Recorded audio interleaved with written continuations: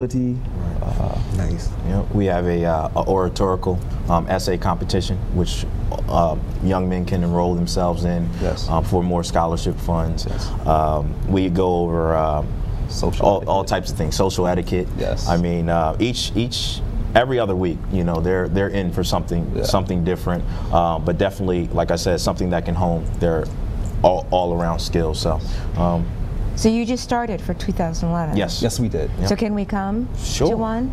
Sure. Doc knows. Yes. We'll grab our camera in a minute. Right. Definitely. Right. I just think it's important for us. One of the things we had, like the SAT prep class, and it's wonderful to have everyone come and talk here. But we also really like discussing things with the actual participants and their parents and their families, and to see, you know, what it's like, and you know, to make your numbers go from doubling to going off the charts. Right. Yes. You know, so we'll set that up afterwards, I guess. Definitely. I can barely contain the smile, Shauna, because you know I'm up to something, right? I can see it. Do it, whatever, it's fine. I'm fine. Let me ask Mr. Pritchett, can I mention something that we talked about earlier today over the telephone? About you specifically next month. Yeah, can we say anything about that? Yes, get ready. Okay. All right. Shauna, you know, you said something interesting. You said that we like to bring the parents on and the students and participants and things of that nature. And you know, mentioning the SAT practice classes that Mr. and Mrs. Pritchett under Pritchett Associates put together, I have the suspicion that because somebody sitting on this panel, I can't say who, but they're wearing a very really nice caramel suede jacket. They have a show, their own show debuting the second Sunday of every month beginning in February.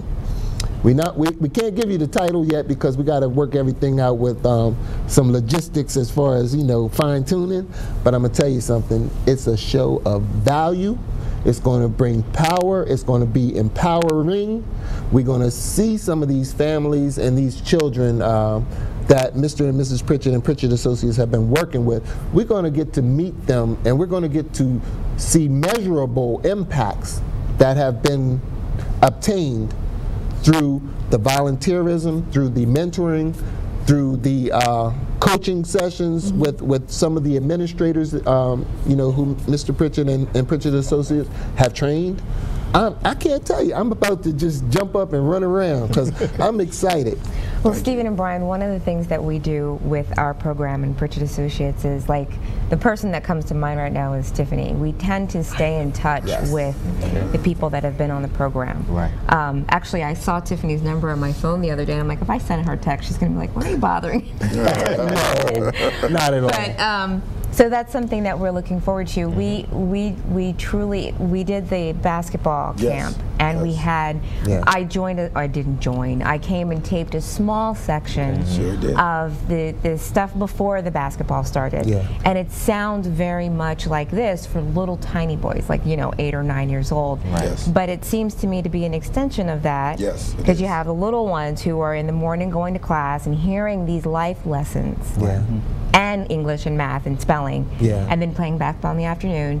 And now there's this period in high school where they're getting it at an even more concentrated, long term. Very good. And I just, as a woman, I am grateful that young men are being raised in such a way or influenced in such a way that it's going to be beneficial to the entire community. Excellent. It's very exciting. And that responsibility piece is so awesome to hear that you include that, because financial, you know, whether it be from a relationship standpoint, financial standpoint, you know, that stuff people take for granted, but some folks are not getting that.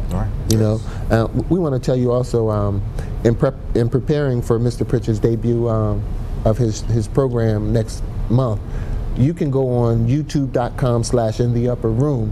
That's our YouTube channel. Type in On the Road with Doc Pritchett. Or even just Pritchett. Or just Pritchett. And just type in Pritchett and you'll see his previous segments. It reflects a lot of his work in the community, but it also puts into perspective how much he applied himself in preparing to offer services in this media. Mr. Pritchett, I'm proud of you, and thank you. We're behind you 100%.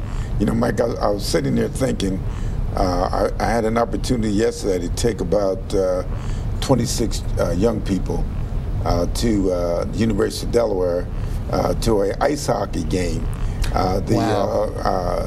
Flyers alumni, Flyers from playing professional hockey, had an opportunity to play the young men who are working for ING, and it was wonderful because now here again we're exposing the youngsters to something totally different. No basketball, right? Hockey. Walked in, it was ice cold. Oh my goodness, Mr. Pritchett, it's cold in here. Let me get you a hot dog and a soda. You'll be all right. You should have thought about me because I've never been to a hockey game. I told my wife it was amazing to see the reaction of the young guys. They were like, and the young ladies were looking at me like, why'd you bring it here? But you know, it was good because after the game was over, they went up and met a lot of the retired Flyers, hockey players, and a couple of them gave them the pucks. Wow! So they were like, "Mr. Pritchett, I got the puck. I have the puck." I said, "Now here again." So that's exposure. So that's the kind of thing that you want to do. So it was great. That's awesome. And Con the kids gave us a number of tickets. They had 30 tickets, free. And my wife ended up, ordering a bus, picked them up in front of Bancroft School, took them all the way down to University of Delaware, and they had an opportunity for 3 quarters to watch the moves, watch them warm up, how they stretch, how they were shooting the puck, all those kinds of things. And so that's a lifelong lesson for them because they won't forget that. They won't. That's right. They won't. That's right. I was sort of laughing because I know he's one of my star basketball players. I'm talking about hockey. He's looking at me like, what? I tell you, man, I have to be honest with you. I haven't been to a hockey game ever. Wow. Never have. Okay. So maybe next trip. Next trip, I'll get you. All right, I'll go. Will you be going again, do you think? Yes. You know, it's kind of interesting. I'm working, I ended up getting on the board with Con the kids. I really said no to my wife, said, no, I want you on the board. All right. So I'm on the board, I'm working hard for the young people. So I'm thinking, well, it's going to help them have an opportunity to go to 76er games or go to a museum, and it's not going to cost the parents anything. Right. Why not? I think so. You never know. I'm just having you a good never time. know, like what little seed you're going to plant. Take some little one to a hockey game or to an art museum. Yes. That's fantastic. So I give a lot of thanks to Carolyn Jones for that. She gave us a lot of tickets, and I tell you, I was just amazed and proud of so many parents that were waiting for me in front of Bancroft School. And cold as it was yesterday, they were there. Commitment. That is fantastic. Wasn't that something? Yeah, that was something. Yeah, so. Well, we want to thank you, gentlemen, and I guess we'll get all the information so I can find out where I'm going to tape you guys. Yep. And we'll have you back on. Oh, definitely. When we're going to do that segment again. So thank you very much. Thank you. And thank you, Doc Pritchett. Oh, thank you very much. And we'll be right back with more of In the Upper Room Outreach Ministries. You want to stay tuned for our Art and Jewelry segment. We'll be right back.